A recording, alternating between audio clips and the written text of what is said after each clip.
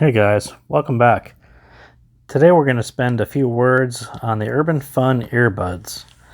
It's these funky green and black set here. So if you remember from the open box, or if you watched it at all, these guys were sent to me from the NU Audio Store on Amazon.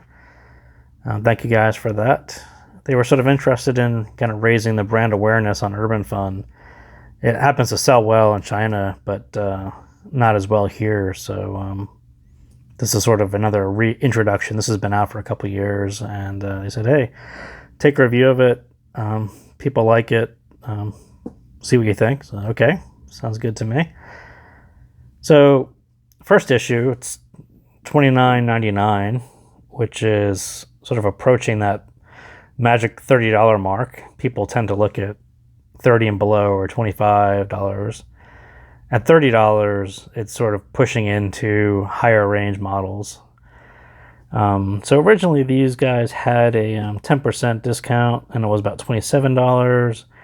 And then I think when I originally looked at them, they were $25. So if these are of interest to you, I would probably put them in my cart and wait for a little bit. So second thing to note on here, so these are one BA and one DD, and the DD actually says beryllium.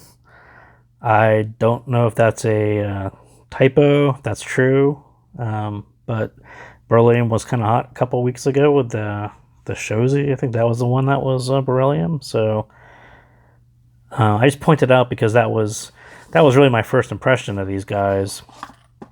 You pull them out of this cool case and pop them in your ears, and the bass, the dynamic driver, actually pops out at you like, oh, this isn't like your average, green with orange stripe looking headphones. It sounds really nice. So before we get there, these are not detachable cables. These are metal shells. These tips are the stock tips. And I noticed that this shape, for me at least, it's kind of convenient to stick in your ear. And you're like, oh, I'm going to push this in all the way so I get great isolation. And these tips will magically do this to you. They will sort of flatten out and go like that, which is not good. You'll actually lose all of your bass if you do that. And if you happen to have these and tried that, that's push it in your ear too tight, that's what will happen. So don't do that.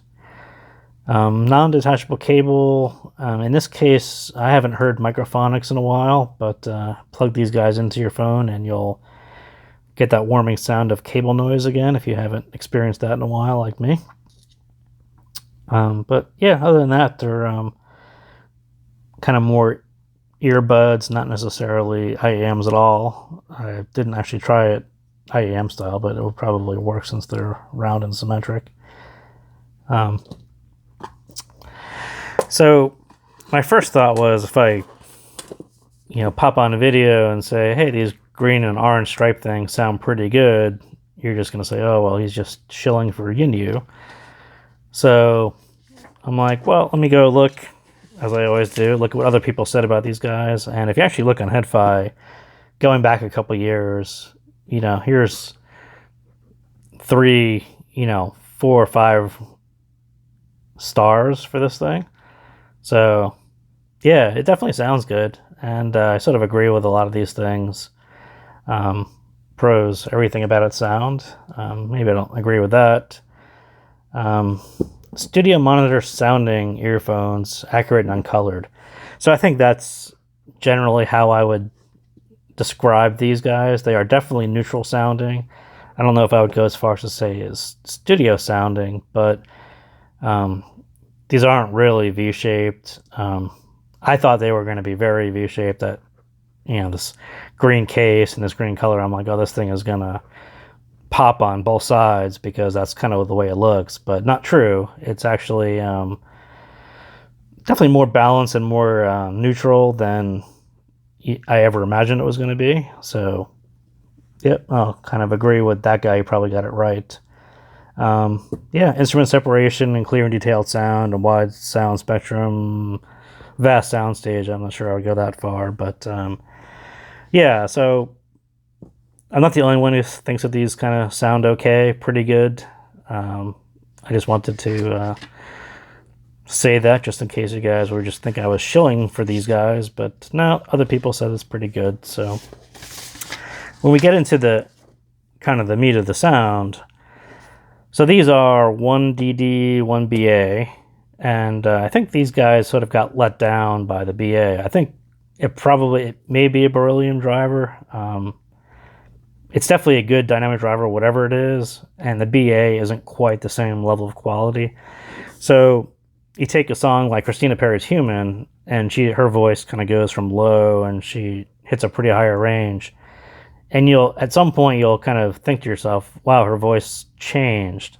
It went from kind of this thick, rich voice to the higher end sounds a little thinner. And I think that's just simply bouncing between the dynamic driver and the BA. I think the dynamic driver, I definitely stuck in that lower range. I think that's where the sweet spot is on these guys. And that was just one of the songs where you kind of hear that. And then you get a song like Keith Urban's Parallel Lines, where he doesn't really change his range all that much, but you hear tons of detail in his voice. Like if you're just sitting in this, the middle, it sounds really good. And I think all those reviews were kind of hitting that spot where if you're in the sweet spot of these things, they sound really good. Actually, even if you go too far down to the bass, they actually sound pretty good because dynamic driver, just don't go too far into the higher ranges. That's where it'll sound a little bit thin. You'll lose some detail. It'll roll off.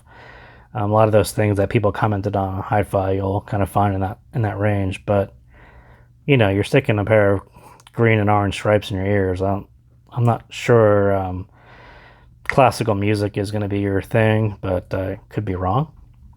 So the church under a Milky Way sky, I think, or maybe it's just under the Milky Way, I think. So that's one of those sort of vocal tests, mid-range tests that I kind of like to do. His voice will either sound really small, like he's 30 feet away, or like on a telephone. They did something funky to make his voice should sound bigger and more ethereal, kind of in the theme of Milky Way. But sometimes it just sounds really small, like he's talking on the telephone, or he's really far away. And so this is one of those pair that, and that may just be the neutral tuning of these guys, that the way they did the song and the way these guys reproduce it, they were assuming that you were on more of a V-shaped, pop-sounding speakers. These guys sort of play it as it is recorded. But it was just one of those things that I noticed that his voice sounds really small. And then you get to a song like Daft Punk's Get Lucky. It does instruments and claps really well. Not so much instruments in that song, but the claps and the snaps and the bass. The dynamic driver on this thing is pretty sweet. Not so much, it's not overwhelming. It's definitely studio driven, I guess, or studio sounding is kind of more in the realm of the bass. It's more of quick and fast as opposed to a slower super bass rumble bass head kind of thing. But it's kind of a nice in between. It's not super fast where I kind of lose it. That's not my favorite thing, but it especially on a song like that, the bass is just about where it should be. So Dan & Shay's Tequila, the acoustic version, in my playlist I have both versions kind of right next to each other. The electric version doesn't sound nearly as well as the acoustic version. And this thing, just instruments, especially acoustic instruments, just tend to sound much better. And I think just maybe because they're in a lower range, or especially in that song, just slightly lower helps a lot. And the same thing, male voices, lower mids, all those things. Anytime the dynamic driver is, throwing its hat in the ring, I think it sounds pretty good. So on that one specifically, the guitars sound really good, acoustic. Money for Nothing by Dire Straits, the snare drum pops out. Not even a song that you would probably think of for that because it's a guitar and the vocals are kind of unique, but Dire Straits are all guitars, but what popped out of me was the snare drum. And the same thing with Rhiannon by Fleetwood Mac, the snare drum popped out. So yeah, there is some magic going on here with instruments and how natural they sound.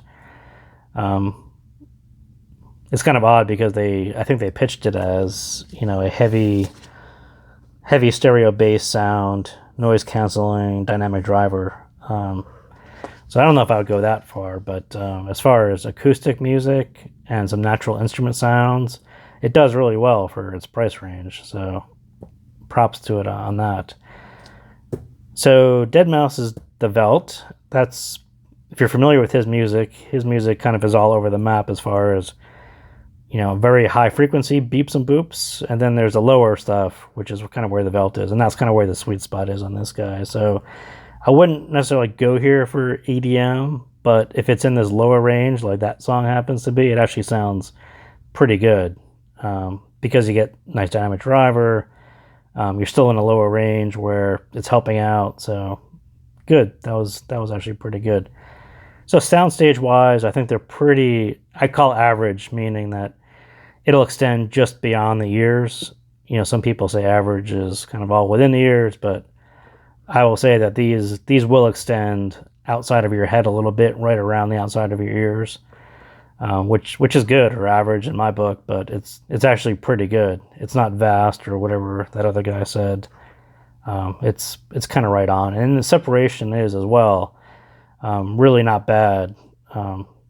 Maybe at $29, maybe not as good compared to the blonde, which is maybe $38. But if you can get this guy at $25, you're kind of in the ballpark of a pretty good set for that price. So that's about all for this guy. That was kind of a quick review on that guy. So up next, we'll probably do a roundup of these guys.